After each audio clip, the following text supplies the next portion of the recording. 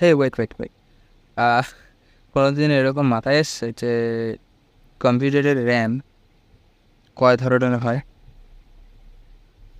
Basically generation wise কম্পিউটারের RAM 5 ধরনের হয়: DDR2, DDR3 and DDR4, DDR5। এবার DDR5 জেনারেশন ওয়াইজ সমস্ত ডিডিআর জেনারেশনের মেগাহার্টস আলাদা আলাদা রয়েছে, সেই মেগাহার্টস অনুযায়ী স্পিডও আলাদা আলাদা রয়েছে।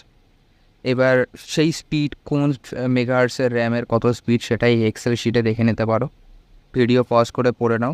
অ্যান্ড যেটা লাল করা আছে সেটা DDR4-এর এক্সএমপি প্রোফাইল, বা ওটাকে কি বলে, ওভারক্লক করা কোম্পানির থ্রু। সেই সেম মেগাহার্টসের র্যাম তুমি DDR5-এরও পেয়ে যাবে, তো দেখে নাও জিনিসটা। অ্যান্ড এটা হলো DDR2, কারণ আমার কাছে DDR1-এর কোনো র্যাম নেই।